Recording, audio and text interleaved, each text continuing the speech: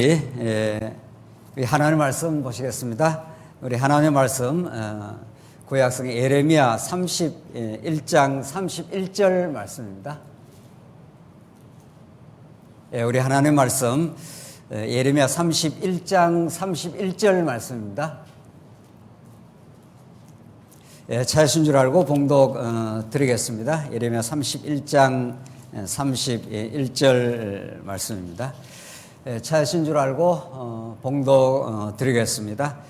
여호와의 말씀이니라. 보라, 날이 이르리니 내가 이스라엘 집과 유다 집에 새 언약을 맺으리라. 이 언약은 내가 그들의 조상들의 손을 잡고 애굽 땅에서 인도하여 내던 날에 맺은 것과 같이 아니할 것은 내가 그들의 남편이 되었어도 그들이 내 언약을 깨뜨렸음이라. 여호와의 말씀이니라. 그러나 그날 후에 내가 이스라엘 집과 맺을 언약은 이러하니 곧 내가 나의 법을 그들의 속에 두며 그들의 마음에 기록하여 나는 그들의 하나님이 되고 그들은 내 백성이 될 것이라. 여호와의 말씀이니라. 33절까지 우선 봉독 드렸습니다. 우리 지난해에 우리 언약 중심으로 하는 하나님 나라 복음 시리즈로 지금 우리가 말씀을 나누고 있는데 지난번까지 다윗 언약까지 우리가 확인을 했습니다. 오늘은 구약에 나오는 마지막 언약에 해당하는 새 언약. 이 새 언약은 이제 신약으로 이어지는 가교 역할을 하는 너무도 중요한 그 언약인데 이 새 언약에 대한 이해를 오늘부터 우리 다음번까지 두 차례에 걸쳐서 이 새 언약에 대해서 살펴가도록 하십시다. 새 언약에 대한 그 이해의 그 접근이 여러 길이 있는 거죠. 그동안 500년 동안 새 언약을 이제 구속사적 관점에서 접근해 오기도 하고, 또 우리가 그동안 배워왔던 이제 은성사 성경신학이라고 하는 3대 언약을 중심으로 하는 입장에서 이해해 오기도 해왔습니다. 우리는 오늘 이제 하나님 나라 언약의 관점에서 보다 더 좀 풍요하고 더 복된 복음의 진리를 우리가 확인해 가도록 그렇게 하겠습니다. 우선 목차를 보시면은 문제 제기로부터 이제 결론에 이르기까지 여러 항목들을 우리가 취급해 가도록 하겠습니다. 우선 새 언약을 우리가 접근하면서 왜 새 언약이 하나님을 알아가는데 그토록 중요한가? 새 언약에 대한 올바르고 깊이 있는 이해가 우리 하나님을 알아가고 하나님을 올바르게 믿는데 얼마나 중요한 내용인가를 우리가 질문을 던지고 그렇게 우리가 새 언약을 정언하는 말씀을 우리가 살펴가도록 하겠습니다. 두 번째는 새 언약이 바르게 이해가 되면은 성경이 증거하고자 하는 하나님의 자기 계시, 이걸 우리가 이제 신학적으로 계시 신학 혹은 그동안 우리가 성경 신학 이렇게 해 왔습니다. 다 중요한 말씀입니다. 성경이 가르치는 근본적인 그 목적이 뭔가, 이 근본적인 목적에 다다르게 하는 것이 이제 성령 하나님께 우리에게 찾아오셔서 우리에게 가르쳐 주는 진리의 목적이겠죠. 그 근본적인 목적을 자꾸 잃어버리면은 목적에 이르는 방법이라든가 목적에 이르는 과정이라든가 또 현상적인 어떤 목표라든가 내 인생의 행복이라든가 또 뭐 교회가 이렇게 저렇게 하면은 성장할 수 있다라든가 자꾸 그런 궁극적인 목적을 이루기 위한 한 과정적 방법에 치우칠 가능성이 있는 거죠. 새 언약은 그야말로 성경 전체가 가리키는 새 언약이니까 언약은 여러 이제 종교가 있습니다만은 오늘 그야말로 새 언약은 구약의 모든 언약을 종합하고 이제 예수 그리스도 사건으로 이어가는 그런 징검다리 혹은 가교 역할을 하는 결정적으로 중요한 그 언약의 한 중요한 대목인 거죠. 그래서 새 언약을 우리가 잘 이해하면은 하나님이 우리에게 가르쳐 주고자 하시는 근본적이고 본래적인 뜻, 하나님은 이러이러한 존재다. 이런 하나님이 살아계시고 너희를 이렇게 내가 영원 안에서 너희를 하나님의 자녀로 선택하시고 하나님 나라 백성으로 삼으시고 영원히 새하늘과 새 땅에서 하나님을 경외하게 만들어가는 참 행복에 이르게 하실 여호와 하나님이다. 이런 그 성경의 근본적인 뜻을 우리가 새 언약을 통해서도 또 새 언약이야말로 이런 거죠. 너무도 중요하게 성경이 가르치고 있는 내용이다. 이렇게 우리가 문제 질문을 던지고 이제 하나하나 우리가 살펴가도록 하겠습니다. 오늘 그 두 번째 대목이 새 언약의 복음적이고 신학적인 중요성인데 한 6대목으로 나뉘어집니다. 이것을 우리가 하나하나 차근차근 시간 허락하는 대로 살펴가면서 하겠는데 큰 골격을 한번 보십시다. 옛 언약과 새 언약의 관계 문제가 나오겠죠. 당연히 새 언약이라 했으니까 새 언약의 그 대비가 되는 게 옛 언약이니까 옛 언약과 새 언약을 왜 하나님께서 자기를 계시하면서 옛 언약의 방식과는 차별화되는 옛 언약의 방식을 이어받으면서도 그 방식상 차별화가 되는 새 언약을 주셨는가. 이게 크게 다른 말로 말하면 구약과 신약의 관계라고 볼 수 있습니다. 이것이 얼마나 우리가 성경을 이해하는데 복음을 복음답게 깨달아가는데 왜 하나님께서 구약을 주시고 신약을 주셨느냐. 이 양자의 관계는 무엇인가. 우리가 집에서도 성경을 읽고 매주일날 성경을 우리가 강론하기도 하고 성도님들의 성경을 늘 묵상하면서 하는데 어떤 부분을 보다 신약을 볼 때는 구약을 딱 배경 삼아서 우리가 신약을 읽지 않겠어요? 또 구약을 우리가 읽을 때는 앞으로 신약에서 어떻게 성취될 것을 우리가 바라보면서 구약을 읽지 않겠어요? 그러니까 이 구약과 신약의 관계는 우리가 복음을 이해하는데 아주 결정적인 중요한 주제가 되는 거죠. 그런 부분들을 우리가 오늘 새 언약을 우리가 살펴가면서 첫 번째로 우리가 다룰 내용입니다. 두 번째가 도대체 새 언약은 우리가 이제 예레미야 31장 내용을 읽었는데 새 언약은 어떤 그 역사적 배경에서 주어졌는가 이런 거죠. 그 역사적 배경, 그걸 역사적 해석이라고 하는데 어떤 역사의 과정에서 주어졌는가 하는 그걸 모르면은 새 언약의 취지가 하나님께서 새 언약의 방식으로 주신 하나님의 근본적인 그 의도가 깊이 알 수가 없는 거죠. 그래서 반드시 우리가 새 언약을 주신 특히 예레미야, 에스겔, 이사야까지 다 포함한 대부분의 선지서인데 어떤 역사적 배경 속에서 이스라엘 그렇게도 언약대로 잘 세워진 나라가 얼마나 참혹한 과정을 거치는지 어떤 위기 상황에 당도했는지 그런 역사적 배경 속에서 절망의 시간 속에서 정말 새로운 희망을 일구어내는 하나님의 신실하심과 그 사랑이 그 새 언약이 주어진 그 배경 속에 들어 있습니다.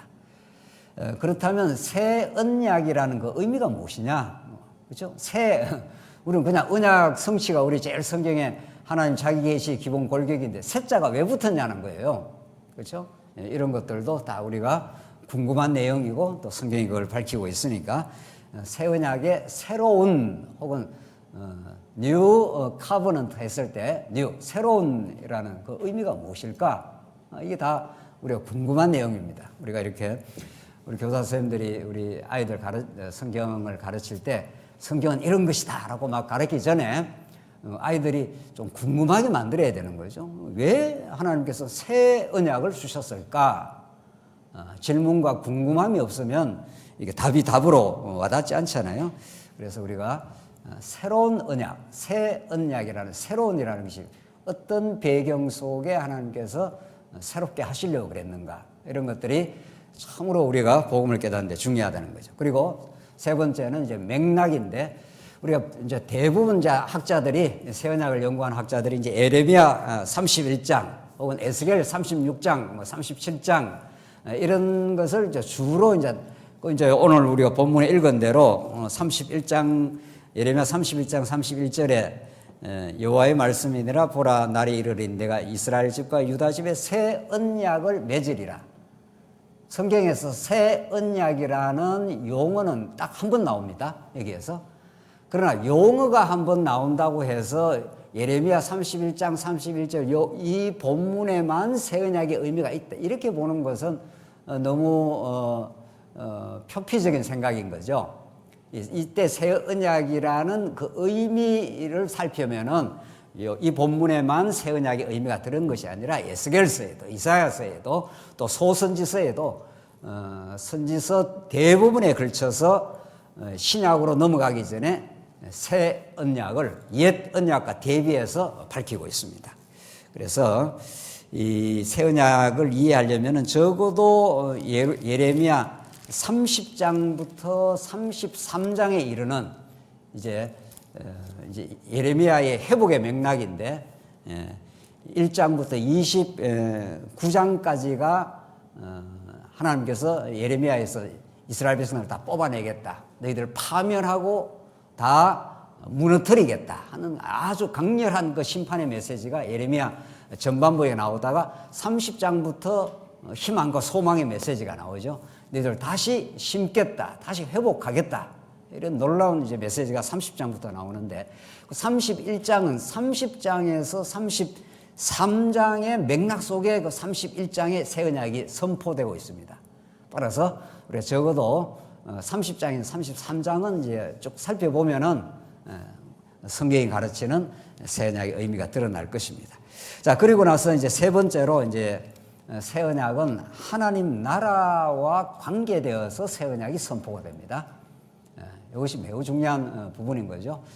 그동안 전통적 구속사 신학에서는 구속을 위해서 하나님께서 새 언약의 피로 예수의 십자가로 하나 언약 백성을 구속하기 위해 했다라고 이제 구속으로 미끄러져 내려가 버리는데 구속이 중요하지 않는 건 아니지만은 하나님 나라가 먼저 우뚝 서 있는 겁니다. 그 하나님 나라를 통해서 하나님이 자기 계시를 하는 게 근본 목적이니까 그래서 하나님 나라와 새 언약을 살피고 그 다음 네 번째로는 새 언약과 이제 십자가를 살펴가겠습니다. 다음 다섯 번째 새 언약과 종말론. 새 언약이 최종적인 예수님이 다시 재림하시고 새하늘과 새 땅에서 하나님의 영원한 영광을 드러내시고 하나님의 자기 백성들은 하나님의 백성이 되고 하나님의 아들이 되고 그리스도의 신부가 되고 생명수 강가에서 영원히 생명나무 열매를 먹고 생명수 강가에서 하나님을 찬양하며 복되게 살게 하실 것이라 하는 것이 새 언약이 최종적 성취입니다. 종말론까지 가는 거죠. 종말까지. 그 부분을 살피고 이제 여섯 번째로는 새 언약에 비추은 새 언약 신약 시대의 이제 일꾼의 의미가 무엇인지 이게 고린도 후서에 나오는 말씀인데 이런 내용들로 한 6대목으로 우리 새 언약을 살피고 최종 결론 영원한 하나님의 살아계심과 그 속성의 영광을 새 언약이 가장 강렬하게 그 하나님의 언약적 사랑을 가장 심도 있게 성령이 오셔서 우리의 마음 비에다가 새기는 방식으로 그렇게 하나님이 우리 안에서 일하시고 자기 영광을 계시하시고 우리에겐 참 행복의 나라에 이르게 하실 여호와 하나님 그 삼위 하나님의 영광을 노래 부르게 하시는 것이 새 언약입니다. 자, 이렇게 우리가 우선 크게 우리가 목차에서 정리를 하자면은 새 언약은 구약의 모든 언약을 망라하면서 신약 마지막 종말에 이르기까지 새하늘과 새 땅에 이르기까지 그 복음적인 포인트를 가장 잘 집약하고 있는 이 단어가 새 언약이라고 볼 수 있는 거죠. 우리가 새 언약이라고 하지만 그걸 뭐 한자어로 말하면 그게 신약이에요. 구약 신약이라는 게 옛 언약 새 언약이라는 말이니까 그러니까 구약의 배경 속에 그리스도에게 집중이 되고 그리스도를 보내신 우리 여호와 하나님 우리 살아계신 우리 하나님 아버지가 어떤 분인가를 새 언약이라고 하는 그 집약적인 단어 속에 담고 있다는 거죠. 그런 의미를 가지고 우리가 좀 새롭게 접근해 가도록 그렇게 하겠습니다. 자, 우선 2페이지 한번 넘어가 이제 문제 제기를 왜 새 언약이 하나님을 알아가는데 그토록 중요한가 이렇게 했는데 조금 우리가 읽어가면서 차분하게 한번 정리를 하십시다. 이 새 언약은 2페이지 제일 위에입니다. 16세기 종교개혁 이후에 교회사에서 아직 미해결된 숙제입니다. 중요하죠. 새 언약에 대한 그 이해가 부분적으로 또 어떤 면에서는 이렇게 정리되어 온 부분이 있지만은 총체적으로 성경 전체를 아우르면서 미해결된 숙제라는 겁니다. 있다. 이게 이제 우리가 굉장히 진지하게 접근할 필요가 있는 거죠. 이전에 새 언약이라는 주제를 다뤄오지 않은 것은 아닌데 이전에 다루었던 방식으로만으로는 하나님께서 새 언약을 예레미야에 명시적으로 주시고 그것이 가교가 되어서 신약 전체를 종말에 이르기까지 새 언약적 방식으로 하나님을 자기를 계시하신 건데 이것이 아주 충분히 드러나지 않았다. 성경의 66권의 말씀은 하나도 빼놓지 않고 우리에게 주시는 너무도 균형 잡히고 심도 있는 하늘의 양식인 거죠. 그런데 이것이 충분히 드러나지 않은 미해결된 숙제다. 또 그뿐 아니라 이전에 우리 3대 언약 중심의 우리 은성사 성경신학에서도 다루긴 했습니다. 은성사 우리 성경신학이 얼마나 중요한 성경의 골격과 구조를 드러낸지 모릅니다. 또 주제도 잘 밝혀낸 거죠. 그러나 새 언약에 대해서 조금 더 깊이 있게 다룰 이유가 있다. 우리는 그렇게 볼 수 있습니다. 그래서 이 새 언약에 대한 올바른 이해는 하나님 나라 복음의 이제 심도 있고 올바른 이해를 위해서는 결정적인 주제 중에 하나다. 이렇게 우리가 조금 더 진지하게 우리 이 본문을, 우리 주제를 접근할 이유가 있습니다. 두 번째로 새 언약이 계시신학 확립에 미치는 중요성은 무엇인가? 이것은 우리 계시신학, 성경이 하나님의 자기 계시인데 새 언약을 우리가 잘 이해하게 되면은 성경이 가르치는 대로 그 맥락에 비추어서 잘 이해하게 되면은 하나님이 어떠신 분인가를 밝히는 계시신학이라고 하는데 우리 신학적으로 말하면 계시신학 혹은 우리가 성경신학 이렇게 해왔는데 이 확립에 매우 중요한 그 기여를 할 수 있다는 거죠.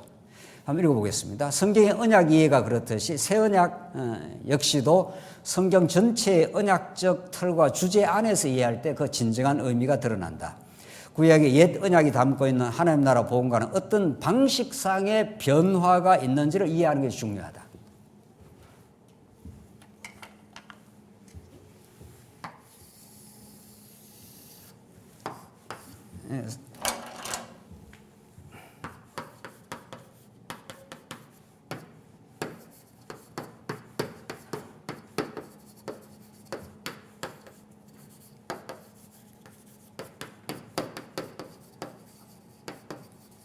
새 언약은 여기에 등장을 합니다. 그러니까 우리가 늘 성경을 어떤 부분, 어떤 본문, 어떤 주제를 다루더라도 언제나 성경 전체가 말하고자 하는 전체 틀 속에서 우리가 어떤 한 주제를 이해한다는 거, 이게 제일 기본인 거죠. 특히 우리 교사 선생님들이 성경을 읽어 나가고 우리 아이들한테도 볼 때도 아이들한테 전체를 다 가르칠 수는 없죠. 그러나 적어도 전하고 말씀을 나누는 사람은 언제나 전체를 의식하고 그 부분을 보는 훈련, 또 그 훈련이라 해도 되고 언제나 그런 시각을 유지하는 것은 너무도 중요합니다. 이거는 언제나 말씀을 깨달을 때, 또 우리 인생을 이해할 때, 역사를 이해할 때도 마찬가지인 거죠. 여기에 집중한다고 되는 게 아니라는 거죠. 알파요 오메가 되시는, 처음이요 나중 되시는 그리스도가 영원 안에서 하나님 자기를 계시하려고 작정을 했고 그 목적을 위해서 역사가 지금 진행되고 있는 거죠. 근데 그 전체 구조와 목적, 주제를 잃어버리고 여기에서 콩이다, 팥이다, 이게 옳다, 그러다 이렇게 해서 뭐가 풀이 나가지 않는다는 겁니다. 왜 우리가 그토록 이제 수십 년 동안 성경신학의 그 구조와 주제를 그렇게도 강조하고 그것이 그렇게도 중요하다고 해왔는가 하는 것이 이 근본적인 틀과 주제를 우리가 놓치지 않기 때문입니다.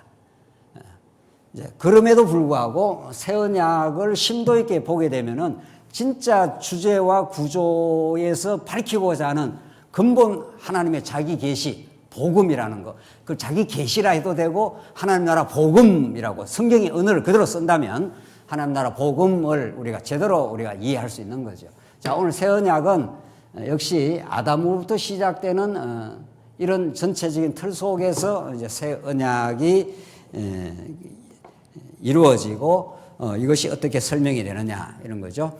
조금 더 읽어보겠습니다. 성경은 언약적 통일성을 가지되 언제나 구약으로부터 신약에 이르는 유기적이고 점진적인 방식을 취합니다.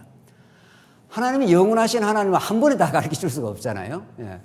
우리가 또 역사 가운데 깨닫는다 해도 우리가 새하늘과 새 땅에 가서 하나님 발견하면 어마어마하게 또 놀라고 까무라치고 또 행복해하게 할 겁니다. 아, 하나님 이런 분이었습니까? 뭐 그럴 거 아니에요. 우리가 역사 가운데 우리 21세기에 살고 있는데 21세기에 이렇게 성경 전체를 아우러서 우리가 깨닫고 있긴 합니다만은 예수님 오셔서 영원한 새하늘과 새 땅을 이제 이루게 될 때, 아이고, 우리가 알았던 하나님은 정말 천만무제 1도 안 되는구만요. 뭐 이렇게 이제 놀라고 감격하고 뭐 그렇겠죠. 아, 우리가 다 알아버렸는데 뭐 그 안 하나님 정도네요. 이렇게 하면 정말 곤란하지 않겠습니까? 정말 하나님 너무도 위대하시고 크십니다. 자, 그런데 이제 하나님이 자기를 계시할 때 아담에게 계시하시고 언약 맺어서 자기를 드러내시고 그걸 점진 이렇게 유기적이고 이게 아담과 노아와 아브라함과 모세와 다윗이 이 모든 총체적인 구약의 언약이 새 언약으로 수렴이 되고 예수로 정리가 되어서 이제 신약이 시작이 되는 거죠. 그러니까 성경은 하루아침에 다 배울 수도 없고 또 그렇게 하나님께 하지도 않습니다. 우리 아이가 시간이 지나서 역사를 흐르면서 자라면서 하나님 부모님이 어떤 분이신지를 점점 알아가고 점점 성장하고 또 부모도 자식 낳아서 길러보면서 부모의 심정을 더 깊이 깨달아가고 그렇게 살아가다가 이제 하나님 나라 가지 않겠어요? 그래서 성경은 이걸 연결되어 있는 유기적일 뿐만 아니라 점진적인 방식으로 점점 진행을 합니다. 그러니까 성경을 처음부터 쭉쭉쭉 배워가면은 점점 하나님의 그 놀라운 능력과 그 은혜가 진행하면서 콱콱 드러나는 거죠. 그게 역사를 통해서도 그렇고 우리 인생을 통해서도 그렇습니다. 그래서 구약의 언약들은 전체적으로 옛 언약의 틀 안에서 이해된다. 옛 언약은 그리스도를 바라보고 있으며 이게 전부 그러니까 우리 이제 설명하겠습니다만은 이 새 언약은 직접적으로는 1차적이고 직접적으로는 예레미야가 말하는 내가 이전에 너희들이 언약을 다 파기했다. 율법을 너희가 다 지킬 수도 없는 거죠. 그 언약과 다른 방식으로 새 언약을 주겠다고 말했을 때는 이제 모세 언약을 직접적으로 지칭을 합니다. 옛 언약이라는 게. 그러나 의미적으로는 이 새 언약과 대비되는 옛 언약은 직접적으로는 모세 언약이지만 의미적으로는 구약 전체를 사실은 망라하고 있다. 우리는 그렇게 보는 거죠. 자, 그래서 구약의 언약들은 전체적으로 옛 언약이라는 틀 안에서 이해된다. 옛 언약은 그리스도를 바라보고 있으며 새 언약이라는 최종적이고 완성의 방식으로 성경 전체의 하나님 나라 복음을 드러낸다. 그러니까 새 언약은 이전에 구약 전체 언약을 묶어주면서 최종 예수께 연결해주고 그리스도께 연결해주고 이것이 최종적 언약입니다. 최종적 언약이 새 언약입니다. 그러니까 새 언약 다음에 언약은 없는 거죠. 새 언약은 옛 언약과 대비할 뿐 아니라 그게 완성된 언약이라는 거죠. 더 이상 없습니다. 더 이상 또 언약이 나오지 않는다는 거죠. 더 이상에. 물론 이제 성령이 오셔서 다시 예수님이 언약하는 건 전부 새 언약의 맥락 속에 큰 틀 속에서 이루어지는 거니까. 그래서 예수 그리스도가 구약 전체가 지향하는 궁극적 목표입니다. 예수 그리스도. 물론 예수 그리스도 통해서 이제 하나님의 살아계심과 속성이 이제 드러나는 건데, 그래서 새 언약은 최종적이고 완성의 방식으로 성경 전체의 하나님 나라 복음을 드러냅니다. 옛 언약, 새 언약, 옛 언약, 새 언약 모두 하나님의 자기 계시라고는 성경의 계시 신학의 근본 원리 안에 자리매김이 된다. 이게 중요합니다. 자, 이렇게 이제 큰 틀을 우리가 잡아놓고 이제 하나하나 들어가 보십시다. 자, 그래서 두 번째 이제 새 언약의 복음적 신학적 중요성인데, 첫째 옛 언약과 새 언약의 관계성을 살핍니다. 우리가 서두에서 말씀드린 대로 구약과 신약의 관계성인 거죠. 이 구약과 이 신약의 이게 이제 구약이고 이게 신약인데 옛 언약과 새 언약의 관계를 우리가 다룬다는 것은 더 다른 말로 말하면 이제 구약과 신약이 어떤 관계 속에 있느냐. 여기에 대한 전통적 이해의 한계와 문제점이 있는 거죠. 우리가 그걸 알아야 우리가 지금 새롭게 접근하는 이 방식을 이해할 수가 있죠. 전통적 이해, 첫 번째 루터입니다. 두 번째가 칼빈. 여러 접근들이 있었지만 크게 루터와 칼빈 우리 대표적으로 우리가 살피면 이런 한계가 있었구나 하는 걸 알 수 있습니다. 루터의 율법과 복음에 대한 이해는 그 이분법적 이해입니다. 즉, 옛 언약, 율법은 죽이고 새 언약, 복음은 살린다. 이렇게 말했습니다. 루터가. 그러니까 루터는 이렇게 본 거죠. 이 구약을 율법으로 보고 신약을 복음으로 봤습니다. 이게 좀 한계가 있는 거죠. 그래서 이 율법은 우리를 정죄한다. 우리를 죽인다. 이라고 복음은 우리를 살린다. 이렇게 봤습니다. 이제 한계가 있죠. 루터는 성경 전체의 언약 성취라고 하는 큰 틀이 루터의 의식 속에는 별로 없습니다. 루터는 어떻게 해야 내가 구원을 얻을까? 우리가 자기가 율법을 지키려고 그렇게 애썼는데 율법을 도저히 지킬 수가 없다는 것을 그 수도원에서 뼈저리 깨달았습니다. 아무리 해도 자기 속에 끓어오르는 그 죄의 문제를 스스로가 억누르고 죽일 수가 없다는 사실을 깨닫고, 이거 율법은 지켜낼 수 있는 게 아니구나. 율법은 우리를 죽이려고, 정죄하려고 줬구나. 예수께 가야 살겠구나. 요 아주 단순하고, 그러나 이건 아주 중요하긴 합니다. 그래서 루터로부터 구속사 신학이라고 하는, 루터로부터 십자가가 우리를 구원했다고 하는 그 구속의 복음이 탄생을 한 겁니다. 그것만 해도 로만 카톨릭의 그 부패하고 타락한 교회 제도, 교황의 권위, 이런 것들을 혁파해 나가는 아주 강렬한 그 도전력, 강렬한 그 힘이 있었습니다. 그럼에도 불구하고 루터가, 우리는 그렇게 안 보는 거죠. 우리는 성경은 구약도 복음이고 신약도 복음입니다. 구약 안에도 죽이고 살리고 하는 게 있고 신약에도 예수가 십자가에 죽고 사는 게 있는 거니까. 그렇죠? 그러니까 구약은 죽이고 신약은 살린다. 율법은 죽이고 신약은 살린다. 이것은 너무 이분법적으로 이렇게 갈라낸 거죠. 우리는 구약도 신약도 다 복음입니다. 둘 다 하나님의 나라 복음이고 둘 다 하나님의 자기 계시고 둘 다 우리를 살려내는 진짜 복음인 거죠. 루터의 한계가 있고. 두 번째, 칼빈입니다. 칼빈의 성경 언약적인 루터를 넘었습니다. 칼빈은 성경 전체가 언약적 통일선을 가지고 있으며 구약의 율법은 그리스도를 가르치는 언약이라고 보는 면에 있어서 루터의 한계와 이해를 넘었습니다. 칼빈은 좀 더 루터를 딛고 전진했습니다. 그러나 칼빈은 그리스도를 믿고 난 후에 율법이 성도 생활의 규범으로서 도덕법이라고 주장합니다. 이게 이제 결정적인 한계죠. 이 결정적인 한계죠.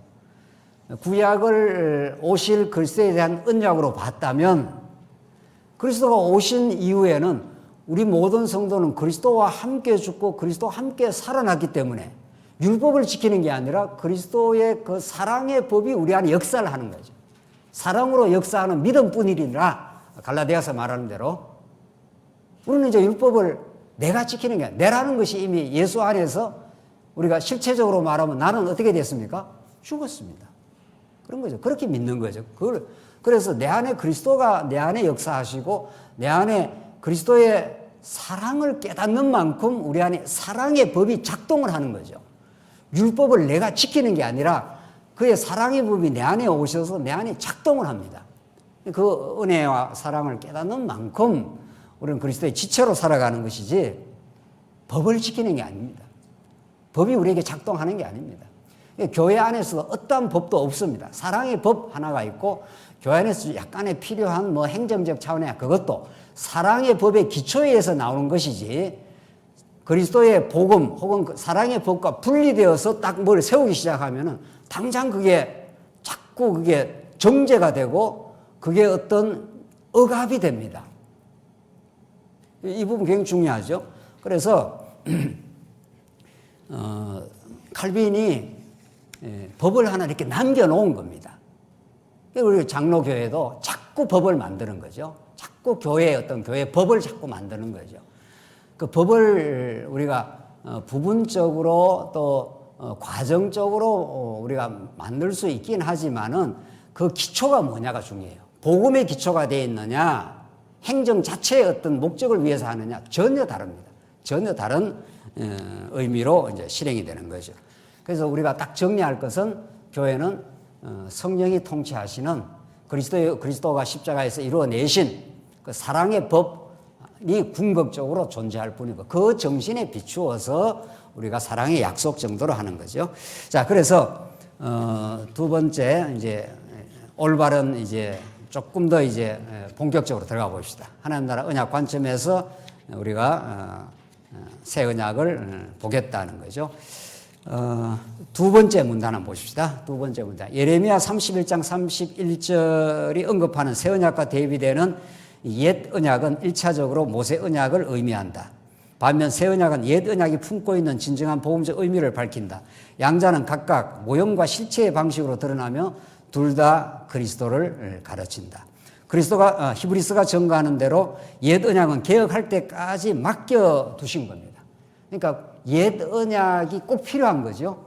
이 옛 언약, 모세 언약을 중심으로 하는 옛 언약이 꼭 필요한데 이것은 방식이 완전히 달라지는 개혁할 때까지 히브리서 표현대로 방식이 새 언약의 방식으로 구약은 옛 성전이 있다라든가 돌비에다가 새겼다라든가 이게 다 하나님께서 모형적인 방식으로 그렇게 구약에 보여줬다면은 새 언약에는 완전히 달라진다는 거죠. 방식이 어떻게 실체 대신 하나님의 아들이 하나님 나라로 실체로 오시고 성전으로 오시고 성령을 보내서 우리 자체가 성전이 되는 건물 성전이 다 사라지고 예수님 부활의 성전 그 부활의 성전의 생명을 공급받는 우리가 하나님을 모신 성전이 되는 거죠. 이거는 달라도 완전히 다른 겁니다. 방식상으로는. 그런데 본질은 똑같다는 거죠. 구약의 모형도 하나님을 계시하는 데는 똑같고 신약에 그리스도가 오시고 성령이 오셔서 우리 마음비에 새겨지는 것도 하나님이 어떤 분인가를 가르쳐 주는 건데 방식은 이제 너무 달라진다 하는 거죠. 예, 그래서 4페이지 한번 봅시다. 4페이지.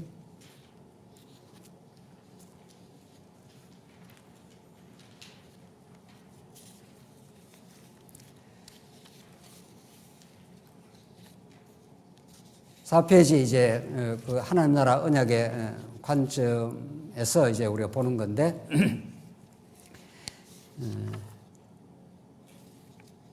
첫 번째 문단 한번 보십시다. 올바른 이해 첫 번째. 우선 옛 언약으로서 모세 언약 혹은 율법 언약은 아브라함 언약의 성취 과정에서 주어집니다. 그러니까 옛 언약을 예레미야가 말하는 직접적으로 1차적으로 하는 모세 언약, 이 언약은 모세 언약 요 자체로 구약에서 설명될 수 없다 이런 거죠. 왜 우리가 지금 아담 언약을 하나님 나라 언약으로 우리가 설명 안 하냐.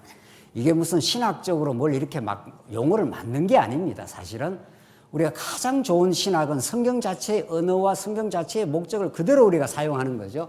뭐 이제는 우리가 3대 언약이라고 했지 않습니까? 자손 땅 통치라는 게 구약에 역사적으로 나오니까 그게 틀린 건 아니에요. 그건 틀린 건 아닌데 좀 미진하다. 왜냐하면은 하나님께서 아담에게 복을 주실 때는 3가지 복, 자손 땅 통치라는 걸 주긴 했습니다. 그러나 그걸 의미적으로 보면 그것 전부 자손 땅, 그 다음 뭐죠? 통치는 그것이 3가지 요소니까 그것이 어우러져서 그것이 망라되어서 그것을 우리는 뭐라 한다는 거죠? 네. 하나님 나라라 한다는 거죠. 그렇죠? 그리고 하나님이 통치하시는 사랑의 나라를 하나님이 건설해 주겠다라고 복을 주신 겁니다. 아버지가 열심히 나가서 일하고 땀 흘려 수고해서 가족들이 살 수 있는 그런 아담한 그 집을 하나 마련해서 가족들이 행복하게 살 수 있도록 그렇게 고생해서 아담한 아파트, 아담한 조그마한 집을 하나 만들어주는 복을 주겠다. 쉽게 그 말이죠. 그러니까 자손 땅 통치는 그런 하나님 나라의 3대 요소이기 때문에, 세 가지 요소이기 때문에 우리는 그걸 성경에서 말하는 대로 예수님이 이 땅에 오시면서 내가 세 가지 복을 이루겠다 이렇게 안 했잖아요. 그렇죠?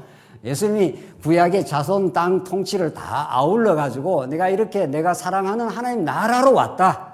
하나님 나라를 너에게 다스려 주고 너희를 보호해 주려 내가 왔다. 내가 하나님 나라가 가까이 왔다. 이렇게 해서 예수님이 그렇게 언명을 하신 거니까 그걸 구약에서 그대로 우리가 받아가지고 이제 하나님 나라 언약으로 본다는 거예요. 자, 그런데 새 언약은 모세 언약을 지침을 대비해서 지금 내가 모세 때 준 언약과는 달리 내가 새로운 방식으로 주겠다 이렇게 했지 않습니까? 근데 모세 언약이라는 것 자체가 그 이전에 뭐와 관계 속에서 설명되어지는 언약이냐 이걸 우리가 꼭 기억을 해야 되는 거죠.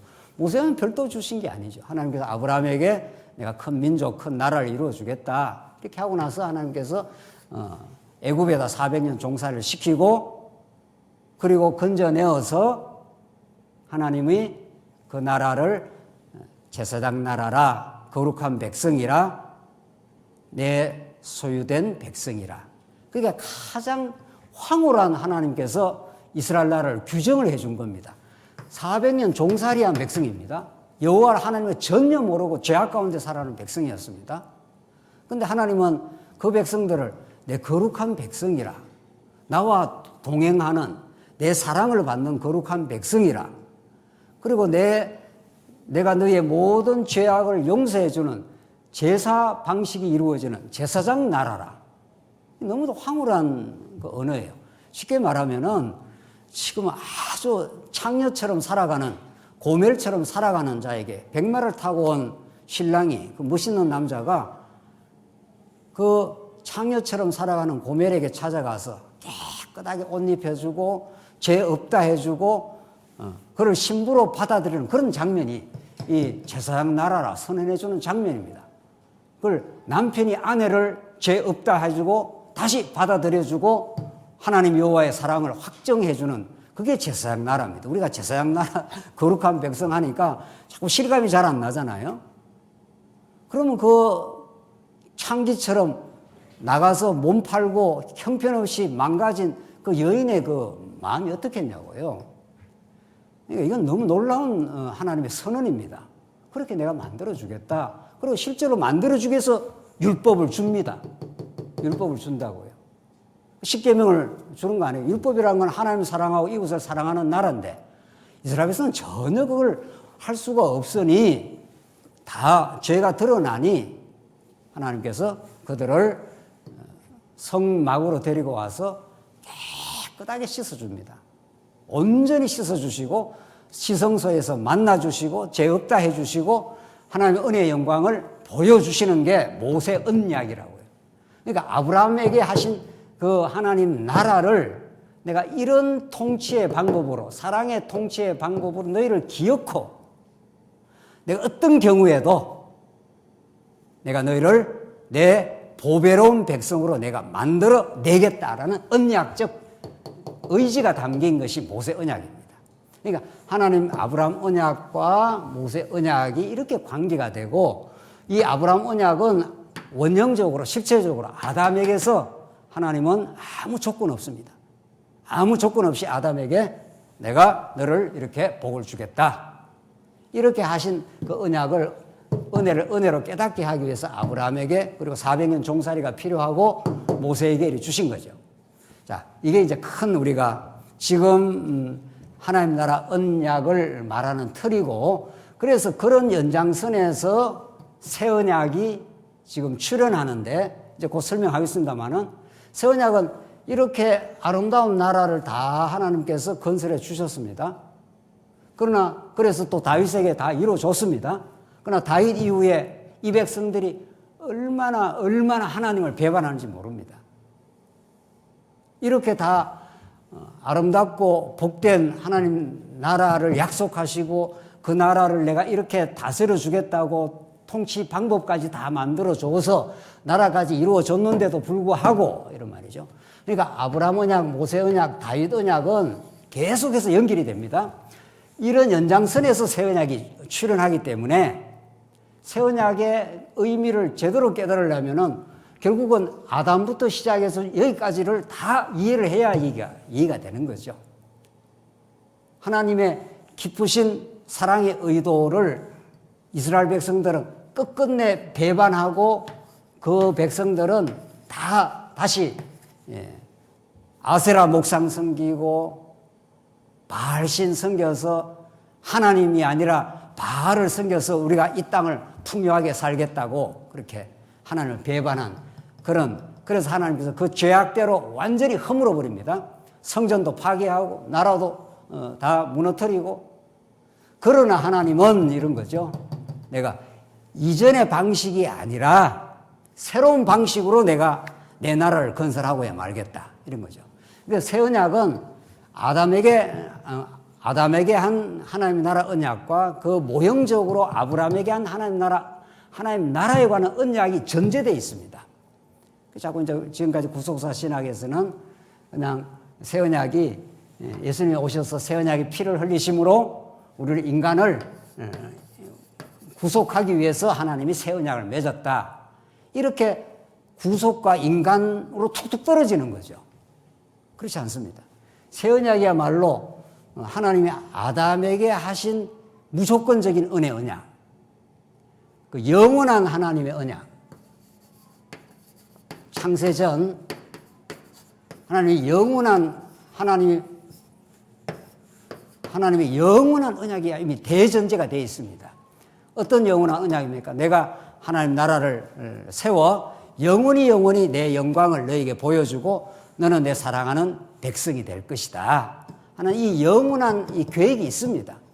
이 계획을 하나님께서 차근차근 역사 가운데 이렇게 실현을 해 가시는 거죠. 실현을 해 가는 가운데 인간은 끊임없이 배반하고 끊임없이 하나님을 떠나가고 해도 하나님은 신실하셔서 끊임없이 하나님은 자기 약속을 이루어 가시는 그 하나님의 열심이, 이사야 표현대로 말하면 내가 이 여호와의 열심으로 내가 이 나라를 새로 건설하고야 말겠다 라고 하신 그 하나님은 내가 이제는 이런 구약에서 했던 모형적이고 모형적 나라가 아니라 완전히 새로운 그리스도가 오셔서 이루는 실체적이고 신령한 하나님 나라를 내가 이 땅에 건설하겠다.